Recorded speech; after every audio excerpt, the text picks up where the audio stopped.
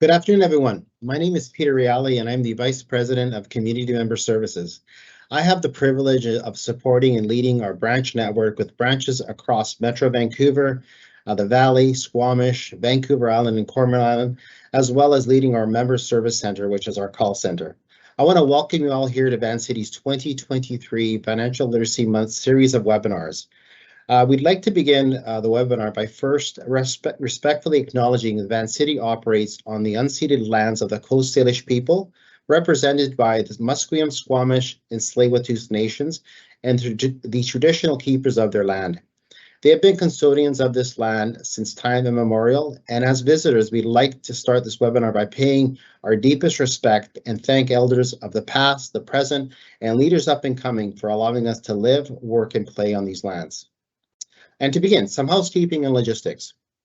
We will be offering and hosting free webinars every Thursday over the month of November featuring topics of estate planning, retirement planning, and investments. So if you already haven't, please register for these fantastic upcoming seminars. Today's seminar we're excited to bring you is about savings, and specifically savings for your children and grandchildren's education. This webinar will be recorded and shared with all registered attendees. It will also be posted on our YouTube channel following the event. And if you haven't already, please make sure that you follow us on YouTube and other various social media platforms to stay connected with us and get access to great content like you'll be hearing today and other webinars as well too. We'll be answering questions throughout after the presentation, and there will be a Q&A button that will allow you to submit a question along the way. And with that, I'd also like to introduce Barry Osmond, Manager of Vancity Investment Management, who will be moderating the Q&A portion of this seminar and will also be providing closing remarks. So thank you, Barry. Welcome.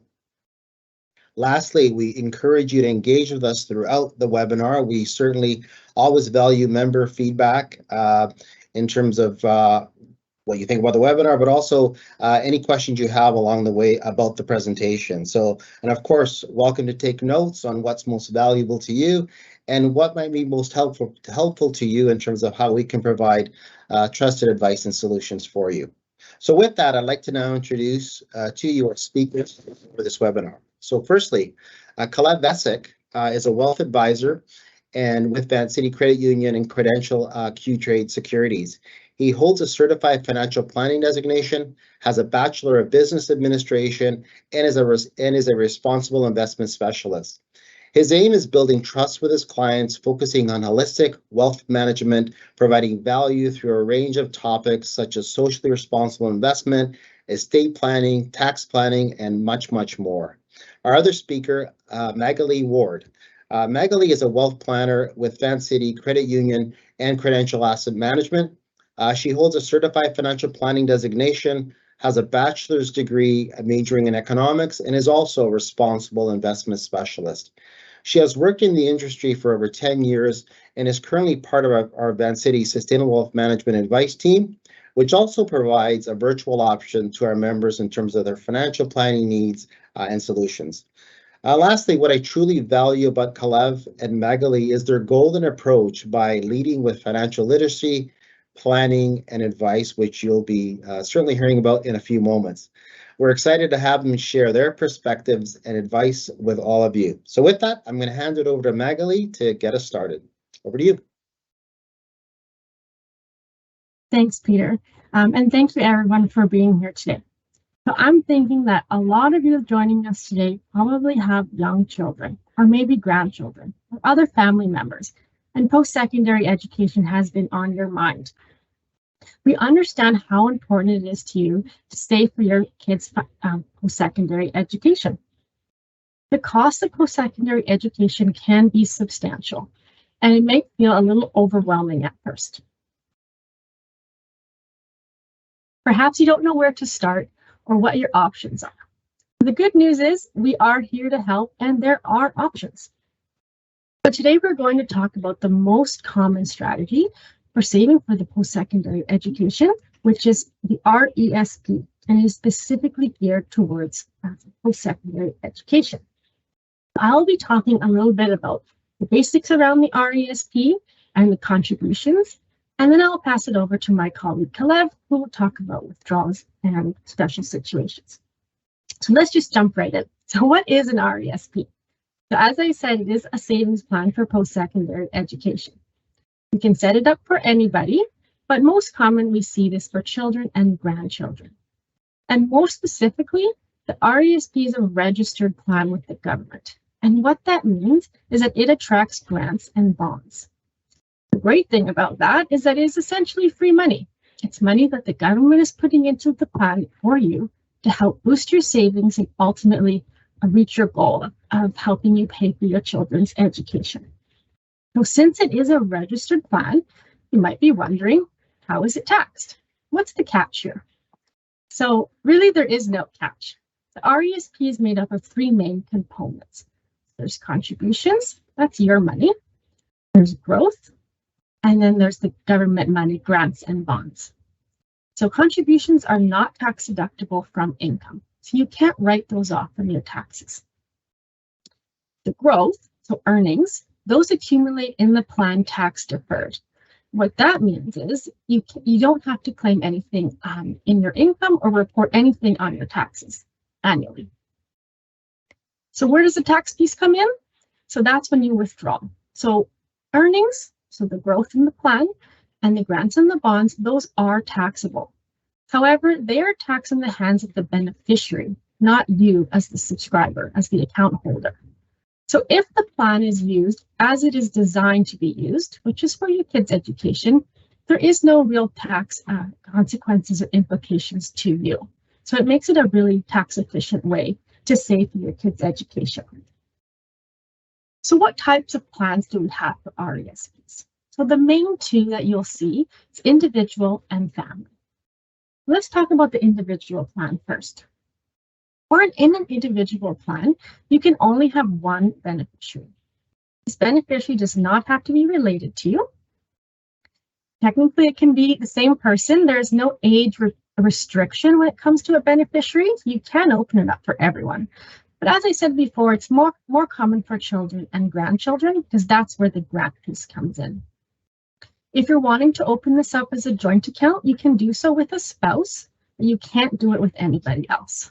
So if you wanted to open it up, say with yourself and a parent, unfortunately, that you can't do it, just with spouses. And lastly, the plan has to be wound up by the end of the 35th year that it was created. So that's the individual plan. So you'll see some examples here.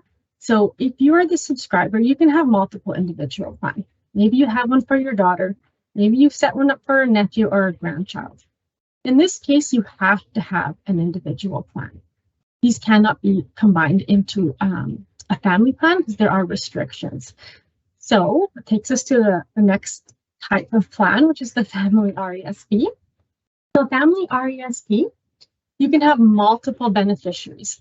However, all of the beneficiaries must be related to you as a subscriber and also to each other. So siblings, for instance. So as a parent, if you have multiple children, a family plan is the best option because the benefit of having all of your children under one plan is that they can share the money in the plan. So let's say you have two kids. One decides not to go to school and one does. In a family plan, you have some flexibility. So you can then use the money in the plan for the child that does go to school. So that way you're not really losing out. So let's say you've opened up an individual plan for your one child and you have a second child, and maybe you didn't know that there was a family plan option. No, so you're not stuck. If you have an individual plan or two, and you decide that it makes more sense to put it into a family plan, you can change it. So you can merge the two together and create a family plan as long as you meet the criteria for the family plan, which is being related to one another. As I had mentioned in the previous slide, you have to wound up the plan within 35 years. So that's why the note there is that you, when you merge plans, you adopt the opening date of the original plan. You can't reset that 35 years. So regardless of individual plan or family plan, any of them can have all of these types of investments. So I just want to point out here that I think there's a little bit of a misconception with how you can invest money in an RESP. Oftentimes I speak with my members and they are under the assumption that you can only hold a savings account. Because the name kind of implies it, the education savings plan, so you can only do savings. Other members are under the assumption that because there's government money in there, that you're not allowed to invest it however you want. But that's not the case. You are the account holder, you own the account, and it is up to you how you invest it. So these are all your options. You can do savings, GIC, term deposits, and you can even invest in the market, like mutual funds, stocks, bonds, ETFs, all those sorts of things. So now that we know how we can invest it, let's talk about the contributions. So what are the limitations? What can you do? What can't you do? So RESP contributions, this is your money. This is money you're putting into the account. And for the lifetime limit for each beneficiary is $50,000. So you can't put in any more than that. And even though there is no annual limit, they're keeping in mind, of course, the lifetime limit of $50,000. The annual limit, there is an optimal amount that you may want to put in every year to maximize the benefits. So we'll touch on that a little bit later. And lastly, like I said, there is no, the contributions are not tax deductible. So what makes up an RESP? What goes into there? So there's the contributions, it's your money, there's the growth, and then there's the government money. The government money is made up of three main categories. So there's a lot of acronyms on this page. So let's dive in further and talk about the government's money. So the first one, there are three types of government assistance. The first one, the Canada Education Savings Grant. This is the most common one. This is the one that's been around the longest. In order to get this one, you do have to make a contribution. So children beneficiaries, if you make contributions, you qualify for the regular CESG. That doesn't matter what your income is or your situation, child beneficiary would attract these types of grants. The additional CESG is geared toward lower income families. So if your income is below a certain threshold, you would get a little bit more in grants on the same contribution that the regular CESG would attract. The second one, the Canada Learning Bond. So to get the bond, you do not need to make a contribution. However, it is income tested. You have to be below a certain threshold. So if your family income is below that, you automatically get these grants. And the last one is the BC Training and Education Savings Grant. And as the name suggests, it is provincial. So this is a BC grant, only available to BC residents. So how much money can you get from the government? Let's talk about this. This is the real reason that the RESP is so beneficial.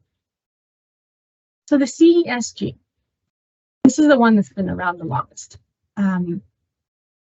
On the first $2,500 contribution per year per beneficiary, the government will match 20%, so that's $500 of grants. As I mentioned in the previous slide, there's that additional CESG, so if you do qualify for that, you would get a little bit more than the $500. But ultimately, the lifetime maximum of grants is $7,200 per beneficiary, regardless. Couple things to keep in mind.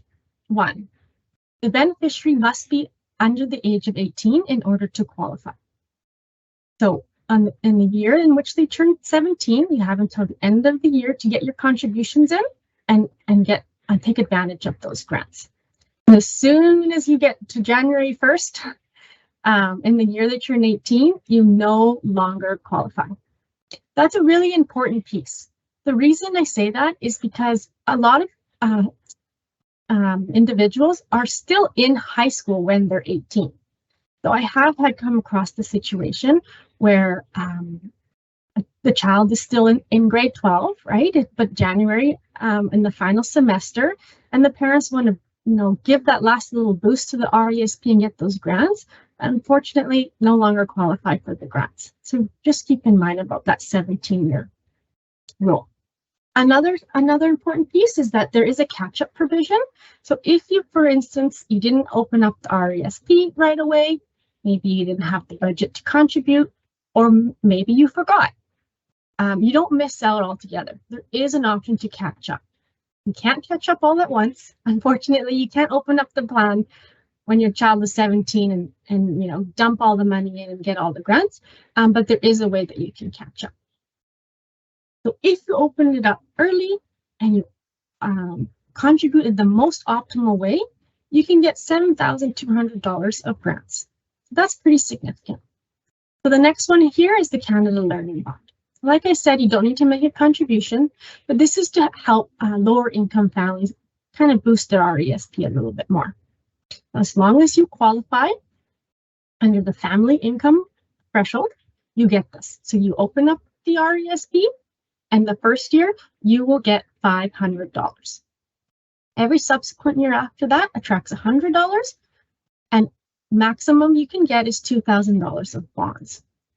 So if we do a little bit of math here, you need to have the account for 15 subsequent years in order to maximize all of these benefits and get that full $2,000, as long as you qualify for the income. So just a good point here is that starting earlier is most beneficial to get all of these grants and bonds. The last piece here, so this is the mouthful, BC Training and Education Savings Grant. So this is the newest one. Hasn't been around as long as the others. So this is a one-time $1,200 grant that is for BC residents. You do not need to make a contribution to get this one either. You just have to meet the following criteria. So as long as you're a BC resident, as long as the beneficiary is a BC resident, and the beneficiary is between ages 6 and 9, you would qualify for this grant. So it's $1,200, goes into the account, and that's it. So as you can see, if you start the plan early, you plan accordingly, you optimize all the grants, it can mean thousands of dollars of government money into the plan and can help you reach your goal. So that sums up what an RESP is, what's in there and why it's so beneficial. Now I'll pass it over to my colleague, Kalev, who will talk about the withdrawals and special situations. Thanks, Magali. My name's Kalev, and I'm going to cover withdrawals, and a little later on, I'm going to cover special situations. So for RESP withdrawals, you can take money out of 3 pots. One pot is the contributions, so the money that you put into the plan. The second part is the income or the growth earned in the plan. And the third part is the government money, so the grants that you receive, bonds that you receive, and that BC Training and Education Savings Grant mouthful. The big thing you want to focus on is, of course, the RESP is for the children, the beneficiaries. So the objective is to get those payments to the kids.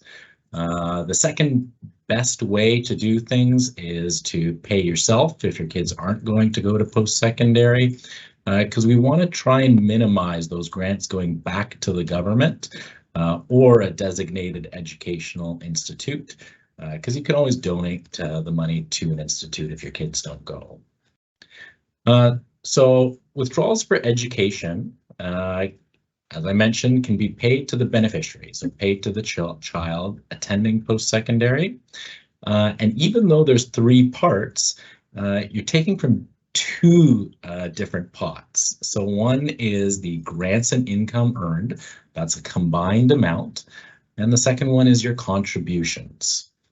So for the combined grants and income, part of the income payment comes from the grants based on the total investment earnings in the plan.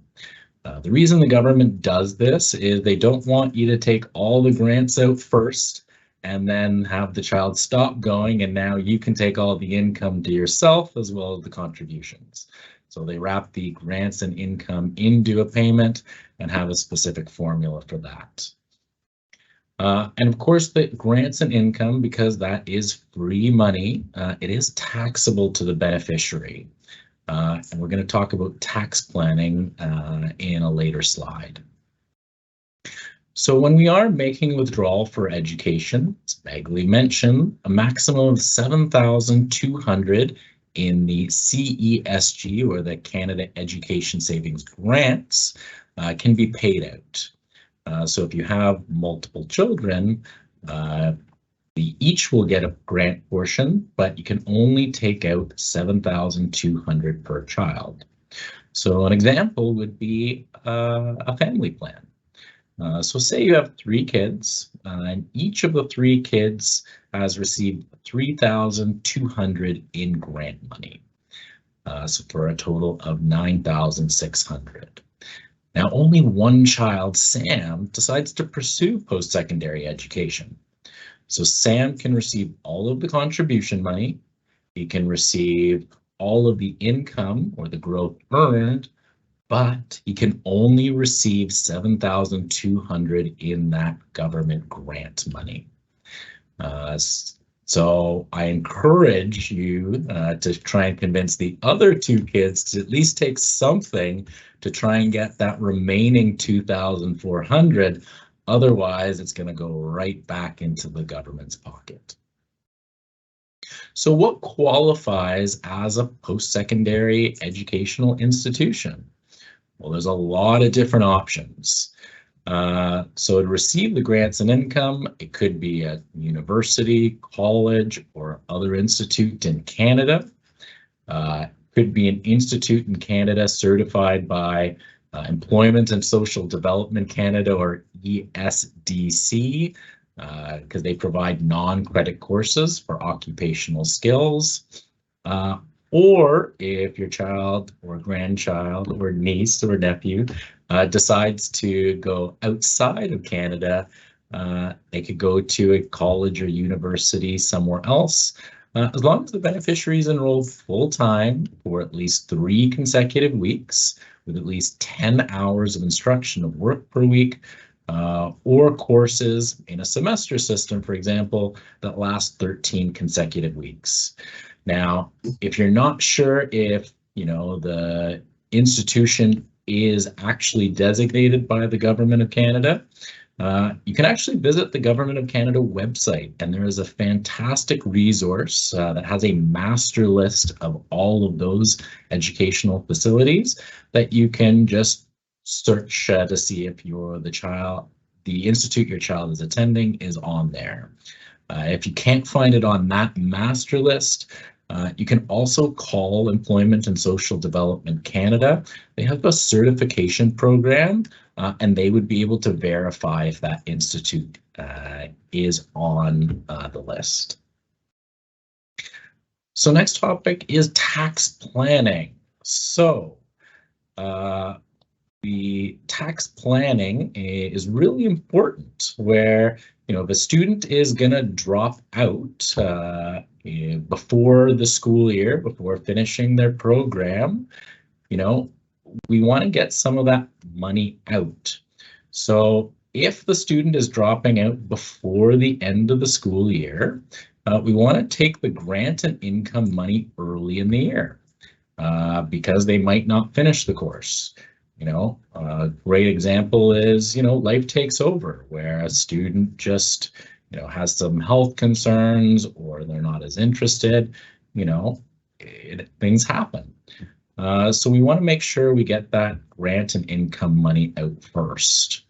Now, if they're going to finish that semester, but they're not going to complete the program, we want to make sure we get all of the income and grant money out, or as large amount as possible. I want to note that the first 13 weeks, only $8,000 can be withdrawn from the grants and income payment, but after that, we can withdraw more. So a great example is, let's say your child goes to school as of September, it's their first semester. They do complete that first semester, but they don't want to continue with post-secondary and they decide to go do something else. Well, you can only take out $8,000 in that first 13 weeks, but the Government of Canada has a nice grace period of 6 months after that program finishes. So 6 months after December, you can still withdraw money out of an RESP. The advantage here is it's in 2 different calendar years, where some of that grants and income is 1 calendar year, some of that grants and income is in a 2nd calendar year, and this minimizes the tax owing. Whenever we do that, we want to be mindful of what that student has earned.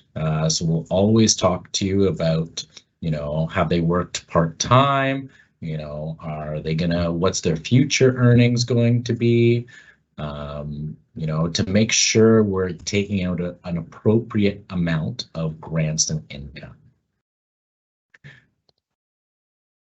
What about withdrawals for education? What can you actually use the RESP for? So most people think it's just for tuition. Of course, that's not true. We can also use it for textbooks, supplies, transportation, living expenses. They all qualify as educational expenses. So, if say your son or daughter is going into residence, so rent can qualify, a transit pass, a car, insurance. Really, the government and the RESP promoter, really, it doesn't matter what the expenses are being used for, as long as the student is registered and going to post-secondary education. The only caveat there is if you're trying to take out a lot of the grants and income all at once, where there is what I call a threshold, where if you're trying to take out approximately $27,000 this calendar year, might be a little flag that goes up as, is this expense reasonable? So if you're trying to take out, all of the money very quickly, it might be flagged. So we'll also talk to you about that when it comes time to take out money out of an RESP. Now, what happens if your child does not attend post-secondary? Well, a few things have to happen. So the plan has to be in existence for 10 or more years. All beneficiaries have to have reached the age of 21. No beneficiary is currently eligible for educational withdrawals, and you as a subscriber needs to be a Canadian resident. So all of these have to happen if you're going to start taking money out of the plan for yourself. Now, of course, these conditions can be waived if it's reasonable to expect that a beneficiary is not going to be able to pursue post-secondary due to a severe and prolonged mental impairment. If that's the case, you're going to be able to take out money sooner, but it is best to talk to a professional about this. So when we're taking money out of the plan for yourself for non-educational purposes, the grants first have to be repaid to the government. Even though you receive them on the plan, unfortunately, the government's not going to let you put it into your pocket. It's going to go back to the government. The income portion of the growth earned, that can go to you. And that's going to be considered taxable income in the year received. So basically, if you make $100,000 and the RESP had $5,000 of growth, you're going to have a taxable income of $105,000. The last point you can see is there might be an additional tax of 20%. And the reason behind that is, of course, if you're getting all of this income, of course, the grants we're paying, you got 20% of the money from grants. And so the assumption is 20% of the income was from the grant money. And so the government wants that back. And so you're going to have to, be repaying this to the government. Now, if you don't take it out as regular income, instead of just, putting it into your bank account, what you could do is you could put it into your RRSP or your spouse's RRSP. There's two caveats here as well. You have to have RRSP contribution room. You don't have any RRSP contribution room. Fortunately, this is not going to work for you. And the lifetime maximum is $50,000 to move income to your RRSP. So if you, pick that one stock that, went sky high and made, hundreds of thousands of dollars worth of growth, and your kids don't go to school, unfortunately, you're not going to be able to get those hundreds of thousands of dollars. You're only going to be able to move $50,000 to your RRSP, and the rest will have to be declared on your taxes and added to your regular income. Now, that was the income portion. What about the contributions? Well, of course, contributions, you contributed after tax dollars. So this can go right back to you at any time. It is non-taxable. So, not the end of the world if you need to take this money out. But if a child does not attend post-secondary, you could pay yourself, or you could give your child a head start and, help them contribute to a TFSA, their own RRSPs, etc. So there is a special situation with the RESPs, and with the special situation, it comes down to RESP and US persons. So a US person has to receive cross-border income tax advice. This is so important because unlike an RRSP or a retirement savings plan that Canada and the US have a treaty over, an RESP, there is no treaty over. This means if you were born in the US, your parent is a US citizen, or you became a naturalized US citizen, or, past or present green card holders, or a past citizen, even if you're not living in the United States, or even a person, doing business in the United States could be considered a US person. If this is you, you may not achieve the full tax deferral on income earned inside the RESP. So you're going to be fully taxed on the grants, you're going to be fully taxed on the income, and it might not make sense for you to receive it because the US has such complicated US tax filing, and it may cost you so much money that it actually outweighs the RESP benefits. What we generally advise here is if you're a US person and your spouse is not, have the RESP in the spouse's name and not your name. That way, again, the spouse doesn't have to do all this filing because they're not a US person, and you are. The other thing I want to note is that the RESP beneficiaries must be Canadian residents whenever you're contributing as well as withdrawing. If you are contributing and the child is not a Canadian resident, you will not receive grants from that. Also, if the child is not a resident when you are making withdrawals, the grants are going to have to be repaid, so you're not getting the grants there. So, if the child is a Canadian resident or going to a school in Canada, that's okay, but we always recommend talking to a cross-border tax accountant if there's any sort of US citizenship involved. So after all of this presentation, it was a lot of information. Really what we want you to do is to talk to a professional. We do have a lot of information that was provided, but we want to make sure that your unique circumstances are considered when we are planning the RESP. You know, everyone has different situations, whether that's family situation, tax situation, you know, and we want to make sure the advice we provide is best in your circumstance. There are some additional resources that we have. So at Van City, we have a fantastic link of how RESPs work that you can take a look at. The Government of Canada also has a fantastic guide for RESP plans. It is a lot of information, so the guide might overwhelm you, and so I would say talk to us before looking at the guide. And same thing with Employment and Social Development Canada.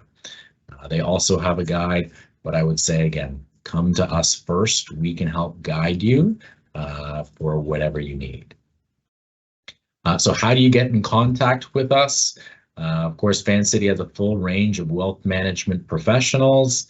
You know, the best number to call for advice is 604-829-5560. That's our Sustainable Wealth Management Advice team that Magali works on. So you might even get to talk to her about our RESPs. And then you can also visit us at vancity.com/investments for additional resources.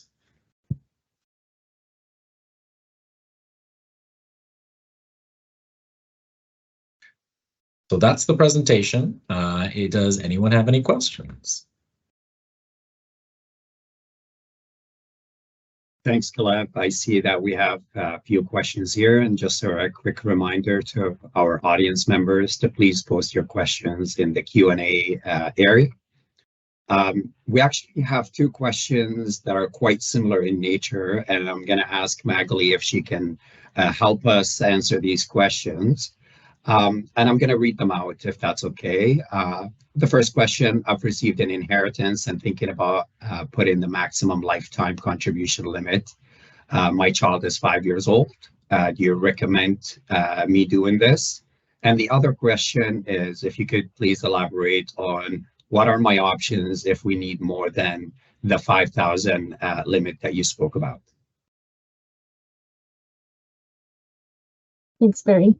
Okay, so let's talk about the first piece. So you have an inheritance and you want to put in the $50,000 all at once. So technically there is no annual limit, like I said, so you are allowed to do this. The answer to this question will really depend on your specific circumstances.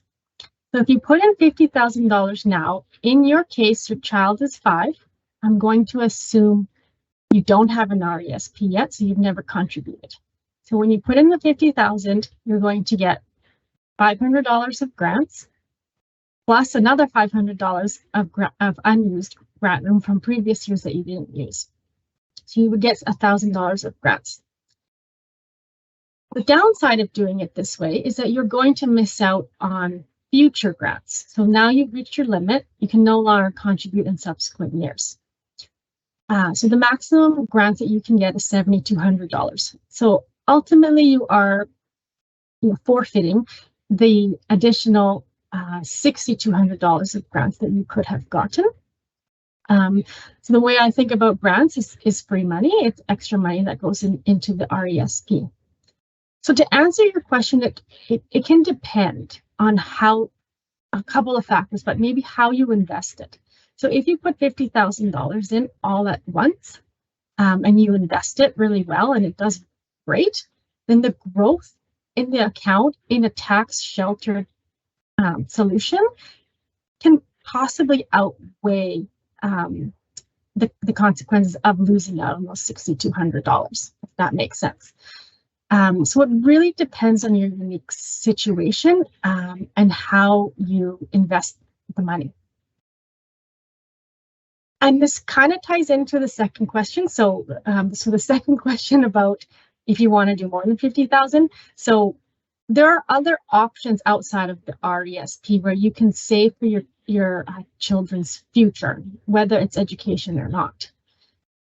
So in the situation where you have the inheritance of $50,000, it would make most sense to sit down with a professional to really go into more detail about your situation. But what if you have tax-free savings account room? What you could do is put in the optimal amount every year, like we discussed, to get all of those grants and get the maximum grants, and put the remainder in a tax-free savings account, let's say, if you have the room. And then every year you move money into the RESP and get a grant. So that's an option. So you're still tax sheltering, you're still investing the money possibly, and you're also getting those grants. So you're not missing out. So that's an option. And that, like I said, that ties into the other question of what if you want to save more than 50,000. So that's where that will come in. So if you have more than 50,000 and you've run out of room in your RESP, there are other options. So tax-free savings account is one of them.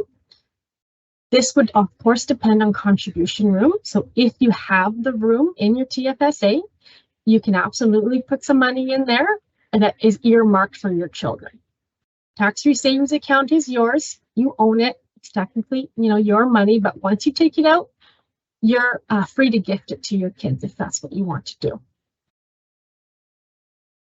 When you have a substantial amount of money, so let's say you have quite a bit, maybe the inheritance is quite large, or you have money that you want to set aside, there are trusts that can be set up as well.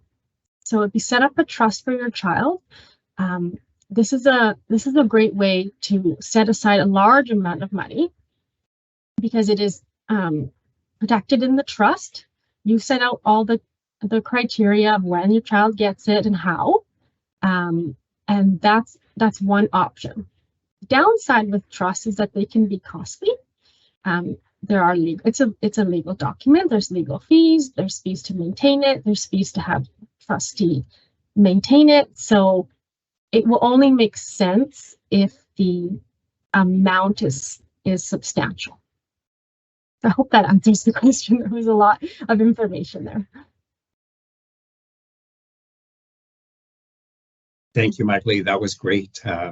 The next question that comes to us, and Kalev, if I could pass this one on to you, is there an option to have monthly contributions? And if so, is there an auto withdrawal option as well? Great question. Yeah, we can definitely do monthly contributions. So not only can you do monthly contributions, you can do bi-weekly contributions, you can do weekly contributions, and it depends on what fits into your budget. If you're looking to completely maximize the RESP every year for one child on a monthly basis, it's about $208.33 that you want to have recurring on a monthly basis coming out of your account. My personal preference is trying to match it up with your paychecks. So if you get paid every 2 weeks on a bi-weekly basis, I would try and match up whatever the maximum is the same day you get paid. That way it's called paying yourself first or paying your kids first, where the money comes out, your money goes into your account for your payroll, and then money goes out right away to the RESP. And it might take, a couple months to get used to it, but eventually your lifestyle is just going to adapt around paying yourself or paying your RESP first. And if you don't want to maximize it with monthly contributions or weekly, you don't have to. You can contribute a lower amount on a monthly basis and then make random lump sum contributions to top up the amount on a yearly basis, or even every few years whenever extra funds come in. So great question. Highly recommend automatic contributions. Excellent answer, Kalev. Thank you. Magli, the next question, is there a limit on how much money can be withdrawn from an RESP at one time? Oh, yes, thanks. Great question as well. So for this one, there are some limits. So the there are two different types of withdrawals. So there's withdrawals taking money from capital, which is your contributions, and then there is the income and growth grant component. So when your child is first starting post-secondary education, in the very first time you do a withdrawal for that first semester, there is a limit of how much of the grants and income that you can take. And that is for a full-time student, it's $8,000 of grants and income component. Once you get to the next semester, that no longer applies once you're going to withdraw again the next semester. For the capital component, so the capital is considered your money, so you are allowed to take it out. So there's no real restriction on that. And so to answer your question is that there is a maximum, but only in that first semester. So $8,000 for a full-time student and $4,000 if you're a part-time student. And Kalev touched on the reasonable amount you can take out. Technically, there's not a restriction on that capital, but there is a reasonable amount, which is about $27,000. So if you're trying to take out a huge amount all at once, it may be flagged, but really the cap and the maximum that we look out for is that initial grant and income withdrawal for that first semester. Back to you. Great, thanks, Magali. Kalev, the next question is coming your way. Does it matter whether my child is a full-time or is in a full-time or a part-time program? No, your child can be in a full-time or part-time program. As Magali just highlighted, for a full-time program, the first 13 weeks, you can only take out $8,000 from the income and grant portion. For a part-time student, the first 13 weeks, you can only take out $4,000 from grants and income in the first 13 weeks. After which you can take as much as you want out of the RESP from income and grants, as well as contributions.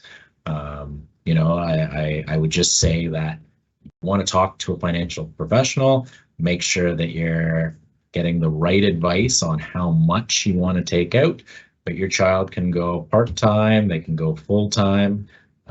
They can switch back and forth because, some summer months, I know most children don't want to take a full-time course load in the summer and they only want to take 1 or 2 classes. So we're very well versed in both situations. That's a great answer and really highlight the importance of speaking to a professional when it comes to getting professional opinion and support around, structuring how you want to manage your RESP plan. A great answer there, Kalev. Magali, the next question is it better to withdraw grants first or income? So grants first or income. So you actually cannot choose between those two. So your option is to withdraw grants and income together or withdraw capital. So when you withdraw grants and income together, you don't get to choose how much of that is grants and how much of that is income. It's a formula. We don't calculate it. You don't calculate it. I don't even know how to. It's something that the government calculates in the back end. So we would do a grant and income withdrawal together, or a capital withdrawal, which is the grants and contribution. So you couldn't choose between grants and income. And whether you want to do a grants and income withdrawal or a capital withdrawal does depend on your situation. So it can be unique to your specific situation, and that's where we come in to provide that advice.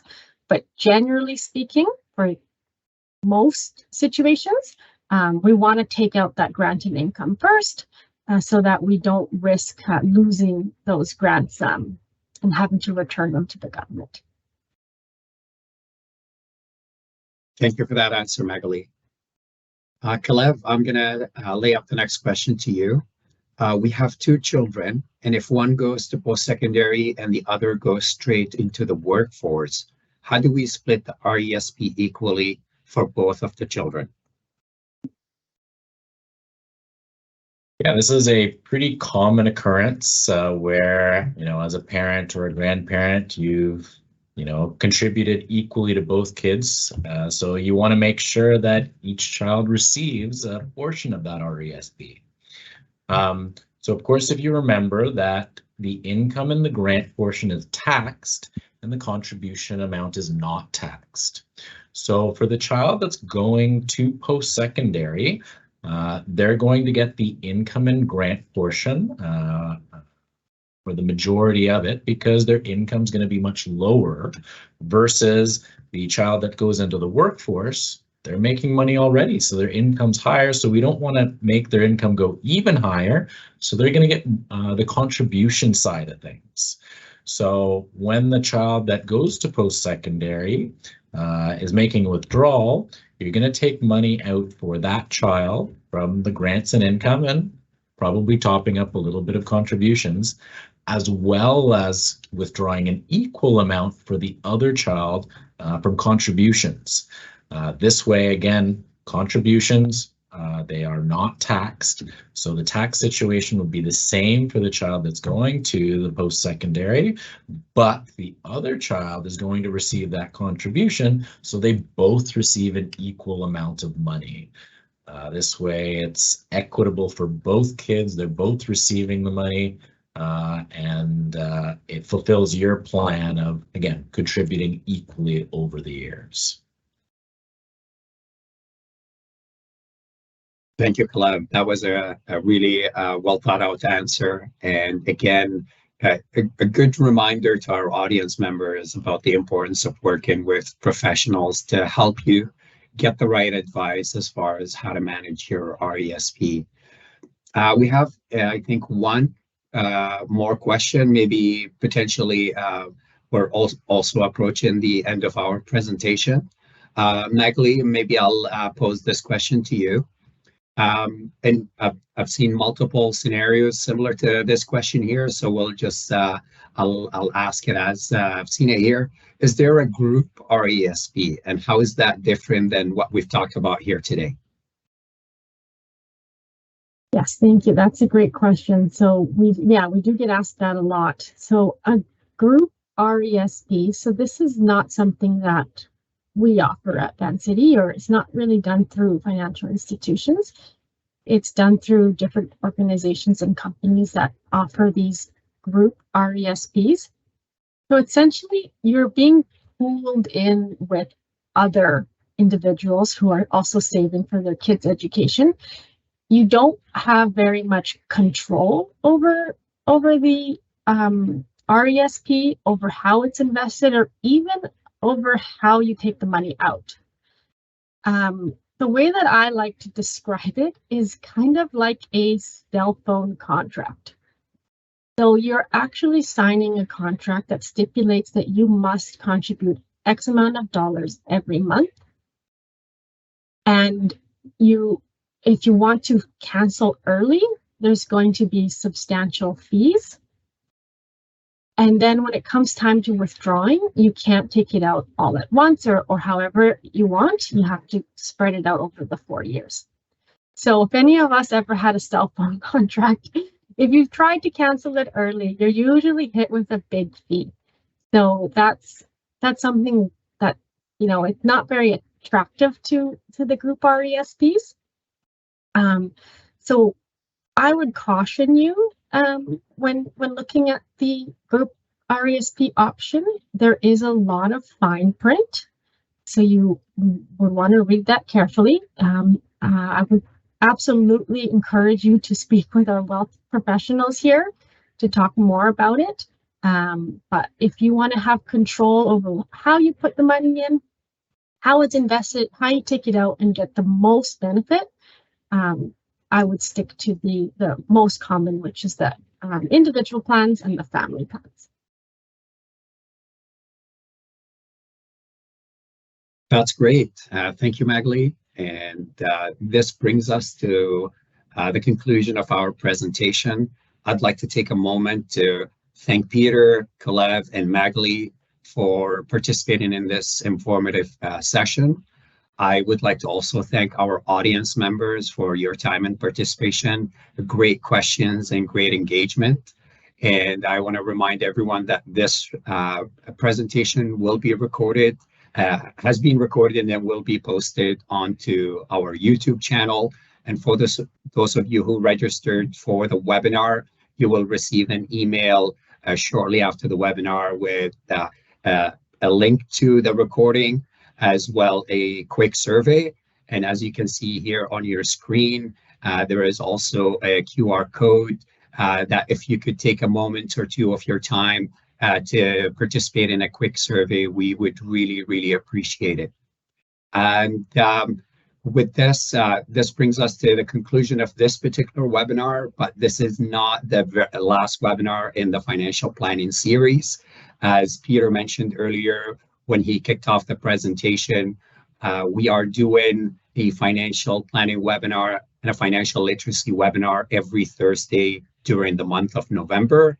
And the next webinar will take place next Thursday. And the topic is retirement income sources.